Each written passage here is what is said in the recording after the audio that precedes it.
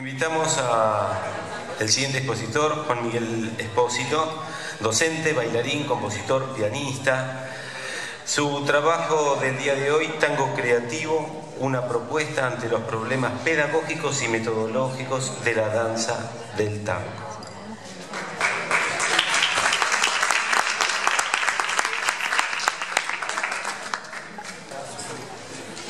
¿Qué tal, che?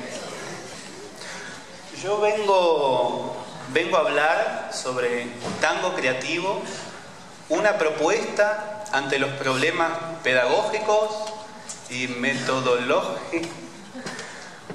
A ver, la cuestión es así. Yo un día estaba... Vamos a empezar con una historia, así se hace un poquitito más llevadero. Un día estaba tranquilo en mi casa, tirado, en la panza del sol. Era marzo, estaba pero divino. Sí. Y me cruzó una idea por la cabeza, viste que a veces estás y no tenés idea de por qué y te cruza un pensamiento loco. Y mi idea fue, ¿qué pasa si ahora alguien me toca timbre o me golpea la puerta y me dice, ¿qué tal, vecino? Yo sé que usted se dedica al tango y enseña a bailar el tango, yo quiero aprender el tango, ¿por qué no me enseña? Empecemos ya mismo. ¿Qué es lo que yo hago? Y mi primer impulso fue, huyo despavorido. Claro, el vecino está en la puerta, así que no puedo ir por la puerta, viví en un piso 20, recemos y que sea lo... O sea, y me pregunté, pero ¿por qué tengo esta reacción? ¿No? Y bueno, a lo mejor era alguno que sea un poco malo conmigo, me dirá porque estabas podrido de enseñar lo mismo y en realidad estabas atravesando la crisis de la edad media a los 25 años. No importa. La cuestión es que en esos 2 o 3 segundos en que esa idea me cruzó, yo empecé a tener un diálogo interno que fue frenético. Fue, bueno, ¿y por qué no quiero enseñar a una persona que viene a golpearme la puerta si este es mi trabajo? Porque no me interesa para nada, prefiero quedarme al sol tranquilo como estaba. Pero ¿por qué me quiero quedar al sol? ¿Qué es lo que me molesta de esto? Y me molesta que no quiero darle el paso básico, el 8, me tiene podrido. ¿Por qué me tiene podrido? Porque no sirve para nada. Desde que me saquen la tarjeta roja. El paso básico sirve un montón. Como dice Guillermo, Ine, todos aprendimos con el sistema Dinsel, que es una recopilación de lo mejor del sistema tradicional. Gracias, gracias. Después te doy lo que te prometí. Ahora tengo un sobrecito para vos. En pesos mexicanos. Perfecto. Todos llegamos desde acá. El asunto no es decir el sistema tradicional no sirve para nada, porque de hecho yo estoy gracias al sistema tradicional. La pregunta es, ¿no podemos hacer otra cosa? Es esta la pregunta que se me cruzó. Y entonces yo tuve como este momento de insight, de reflexión interna. Dije, pero si el paso básico yo pienso que no sirve, ¿por qué pienso que no sirve? ¿Qué es lo que me molesta? Y me molesta que, loco, que no sirve, te dije. ¿Pero por qué? Y porque la gente no lo usa cuando baila. Uno va a la pista y no está pensando en hacer figuras. Y si uno escucha a cualquier docente, le dice, no, querido, pero la figura no es lo importante. ¿Y pero para qué me le estás enseñando si no es lo importante? Bueno, pero no es lo importante. ¿Ok? Y entonces si la gente no lo usa, ¿qué hace la gente cuando baila? No tengo ni la más pálida, o sea, ni los conozco, ¿qué voy a saber lo que hacen? Bueno, ¿qué es lo que hago yo cuando bailo? Porque eso a lo mejor sí puedo saber. Y yo estoy ahí y me encuentro con alguien y es como que está ahí y como que me abrazo y está la pista y está la música y me pasan cosas y salen los movimientos. Ok, ¿y eso cómo se enseña? Esta fue la reflexión que en 2 o 3 días desencadenó una vorágine de conceptos que llevó después unos meses a refinar, que es un poquitito lo que vengo a charlar hoy con ustedes. Y en realidad yo quiero hacer un paréntesis, que es que normalmente el tango yo creo que tiene 2 caminos diferenciados. Uno lo entiende como una sola cosa, una estructura monolítica, pero una cosa es lo que se dice que es el tango y otra cosa es lo que de hecho se hace con el tango. Salvo algunas experiencias maravillosas en escuelas de niños, que es donde yo también aprendí. Y tal vez esta sea el signo que tenemos en común. Esta concepción de haberlo aprendido no en las milongas, no porque el tango, que este es el tango querido, sino haberlo aprendido entre pares y haberlo aprendido de pibes, ¿sí? Yo estoy hace casi 20 años en el tango, no me van a encontrar en las milongas, no me gusta demasiado. Me encanta bailar. Pero son dos cosas distintas, pero parece que tienen que venir de la mano. Entonces, ¿qué es lo que se dice del tango? Se dice que el tango es una danza de mucha sensibilidad, es una danza como medio introspectiva. Se dice que es una danza donde lo más importante es la conexión que uno tiene con el otro, que forma un vínculo con la pareja y hay como una magia de 3 minutos con un extraño que uno ni conoce. Se dice que es una danza en donde uno improvisa y crea y hay la expresión personal de la creatividad en el movimiento. Pero ¿qué es lo que se hace? Se trabaja con una visión externa, con una visión objetiva, entre comillas, como si tal cosa fuera posible. Yo quiero, en ese punto, hacer una breve mención a algo que dijo ayer la rectora del IUNA. Vale la pena que los espacios artísticos se reconozcan como tales y que el arte sea un campo del conocimiento. Nosotros no tenemos que aspirar a tener un conocimiento científico de la danza. Tenemos que aspirar a tener un conocimiento artístico, sensible de la danza. Entonces, la visión externa objetiva a mí no me resulta. ¿Qué es una visión externa? Es no ocuparse de la interioridad de las personas, porque la interioridad, como es subjetiva, es producto de cada uno. Entonces, como cada uno tiene derecho, entonces ni siquiera lo hablo y que cada uno haga lo que pueda. A mí me parece que eso no es una buena solución desde el punto de vista de la docencia. Se trabaja con una técnica bi-individual. Es decir, yo le explico a la mujer lo que hace la mujer, le explico al hombre lo que hace el hombre y después lo hacen pegados. Y se trabaja con secuencias fijas. Todos aprendimos que el paso básico, que el 8, que la sacadita, que todo esto. Entonces es momento de tomar una decisión. Hay que parar la pelota. Yo estoy re futbolero, ¿saben? No me importa un corno el mundial, pero yo estoy comprometido con que vamos a Argentina. Perfecto. Hay que tomar una decisión. Y esto por ahí es importante, ¿no? Elegir. Y la docencia es decidir.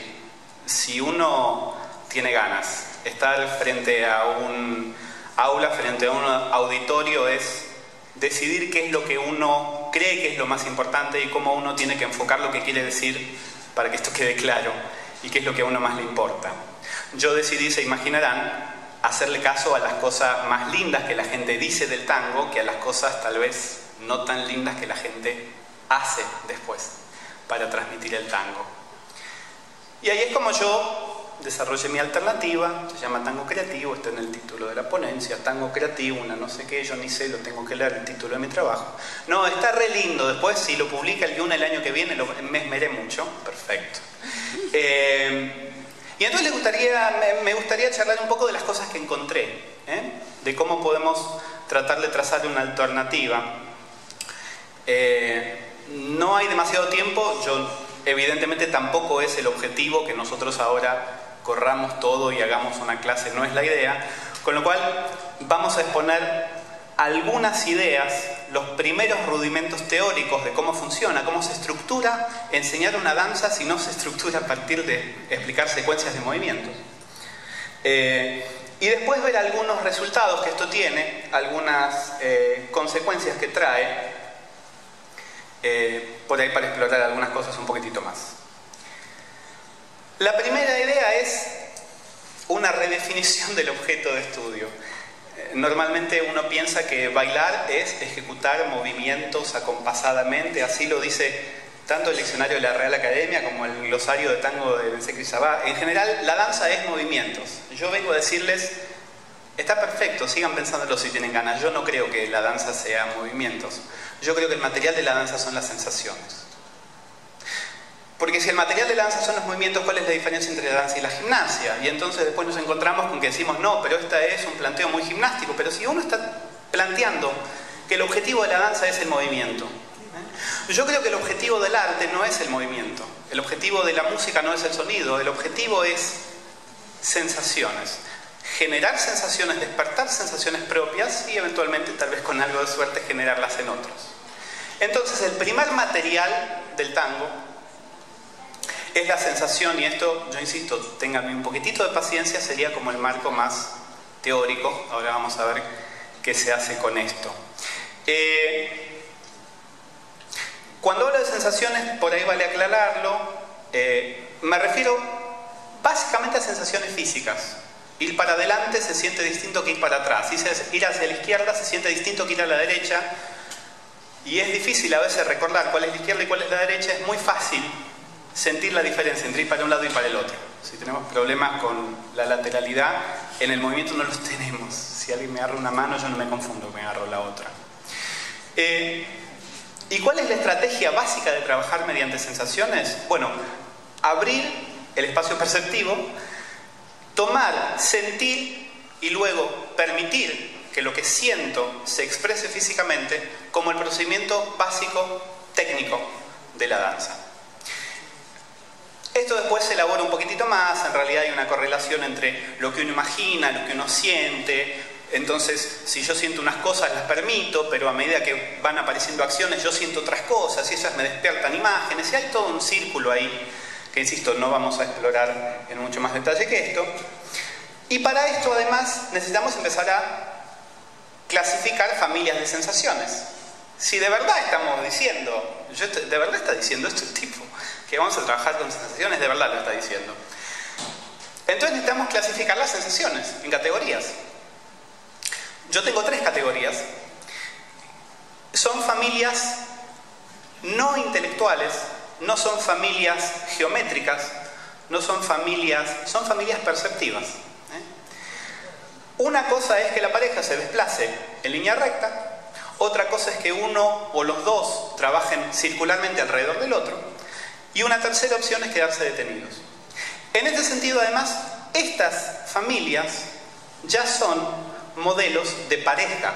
Yo no estoy diciendo el hombre avanza, es la pareja se desplaza en línea, o la pareja gira, tal vez uno alrededor del otro, o la pareja se detiene. Esta sería una primera idea que, insisto, por ahora solo teórica y la dejamos por ahí. Esto sigue expandiéndose en el concepto.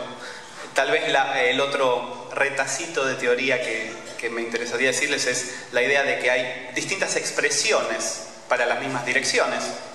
Si yo avanzo 2 pasos y empecé con la pierna izquierda o con la pierna derecha, la verdad que perceptivamente en el resto de la vida a nosotros no nos importa. La pregunta es ¿por qué en la danza sí nos importa tanto? Sobre todo en una danza de improvisación, en donde sabemos que si avanzo con una pierna o avanzo con la otra, en realidad da lo mismo, lo que sale es distinto, pero da lo mismo. Entonces, ¿cuál es el objetivo? ¿Que salga lo mismo o que construyamos danza? Por eso insisto, hay que elegir qué posición uno toma. Si el objetivo es que el movimiento salga igual, tiene que ser siempre la pierna derecha. Yo creo que ese no es un objetivo del tango. Yo creo que un objetivo del tango es que estemos juntos y disfrutemos. Entonces la pierna no me importa. Entonces hay muchas formas de expresar la misma dirección que son, diríamos, sinónimos.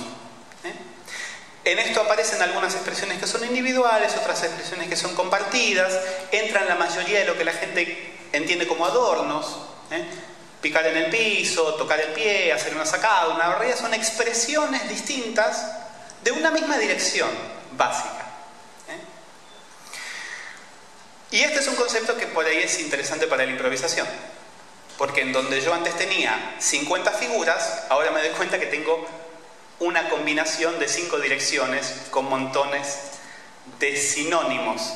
Y esto, insisto, hay que trabajarlo metódicamente y prácticamente. Esto no es nada más que una construcción arbitraria. Con esto escribí un libro. Ahí tiene todas las páginas. Claro, ahora viene alguien con una lupa acá. Está llevando muchísimo más tiempo del que yo querría que esto se publique, pero muchísimo más. Pero bueno, yo ya lo tengo. Vamos a ver qué pasa. Vamos a charlar entonces, decía, para ir cerrando el panorama de la perspectiva, algunas ventajas que trae entender esto a partir de sensaciones más que a partir de movimientos. La primera es desaparecen los códigos. Me refiero a los códigos, lo que nosotros entendemos a veces como la marca o la orden. Lo que sucede es, el procedimiento tradicional dice, yo quiero que vayamos para el costado, entonces lo que yo le hago es, le indico a mi compañera que vaya para el costado y después yo voy para el costado. Lo que yo estoy diciendo es, si yo antes de pensar en moverme, trato de encontrar el movimiento realmente auténtico de ese momento y me comprometo con ese, la otra persona lo siente y viene conmigo. No necesito un código adicional. ¿Cuál es el código de comprensión? Es el movimiento. Es un concepto similar a lo que tradicionalmente se entiende como intención, pero no es exactamente igual. La sensación es un poco más abarcativa, pero si quieren piénsenlo así. Entonces, una primera ventaja, no hay necesidad de tener un código adicional al movimiento. No tengo la indicación del 8 y el 8. Tengo directamente el 8, que construir el 8 es su propia indicación, cuando lo construyo perceptivamente. Hay algo detrás de esto, que es que en realidad la transmisión del código es un proceso, en esta perspectiva, a partir de las sensaciones, es un proceso extremadamente complejo y extremadamente difuso. A nosotros nos gusta cuando nos dicen, no, para que venga, le apretás con el dedo chiquitito, doblas la tercera falange en la cuarta vértebra, y entonces estamos tranquilos porque sabemos cuál es el secreto. El asunto es eso, es muy complicado. Y es muy complicado porque las personas no funcionamos así. Las personas no medimos el ángulo y la tensión de todos los músculos de la cara para ver si alguien me está sonriendo. Detectamos patrones generales. Y somos muy eficientes en detectar patrones que son difíciles de individualizar en sus componentes discretos. Por eso nosotros entendemos qué le pasa a las personas y las máquinas no. Las máquinas hacen millones de cómputos por segundo, pero nos cuesta enseñarles algo que para nosotros es evidente. Entonces estas transmisiones son más difusas, no están ubicadas en el centro del torso, ni en la mano izquierda, ni en la mano derecha, están ubicadas en todo el sistema complejo que es el cuerpo. Pero no es necesario que sea precisa la descripción para que el método sea efectivo. No es necesaria la presencia de la conciencia racional para que esto funcione. Pero, de vuelta, implica un salto, y yo insisto, estoy plantando bandera. El arte tiene que tener conocimiento artístico, sensible. Esto es una toma de posición.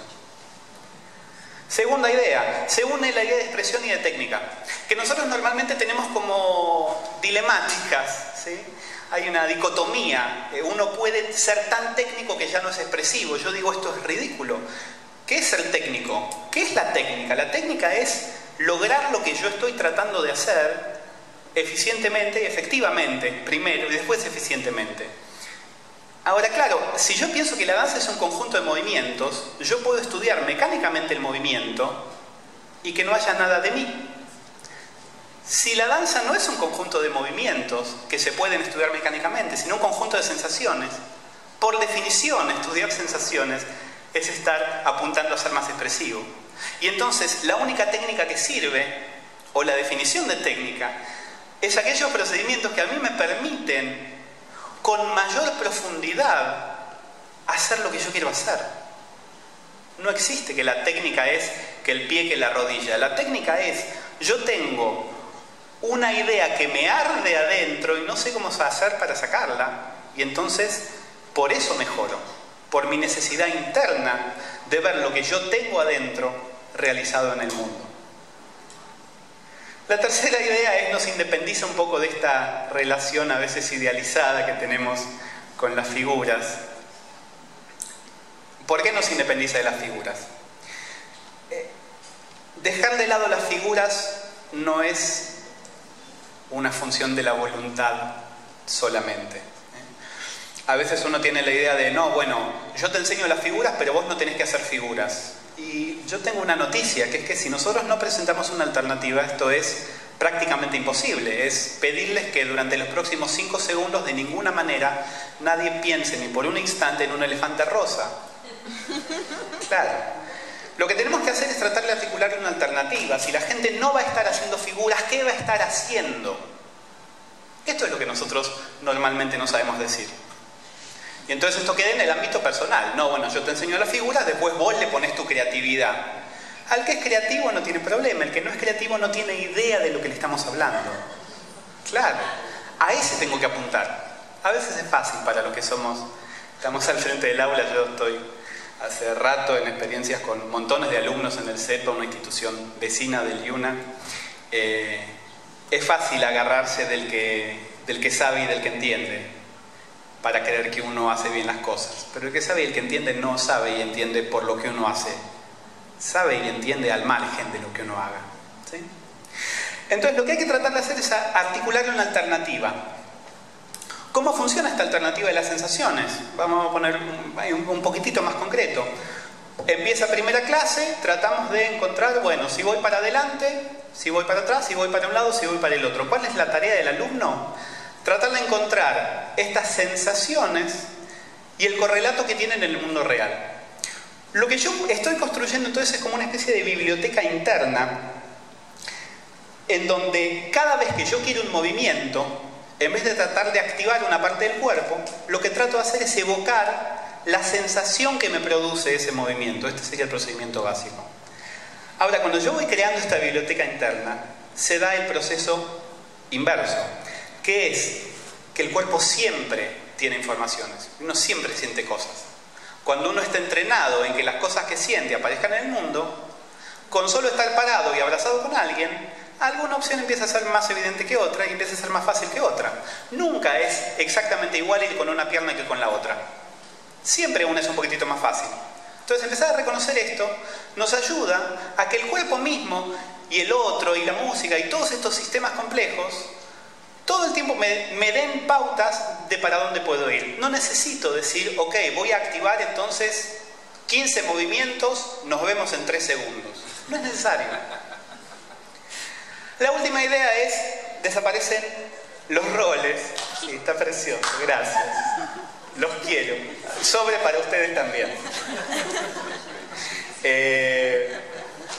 Yo tendría que hacer una diferencia con María Laura y con Federico. Ellos toman el concepto de rol un poco distinto. Para mí, rol es simplemente la categoría funcional. O sea, uno lleva, el otro sigue, uno le propone, el otro acepta y acompaña.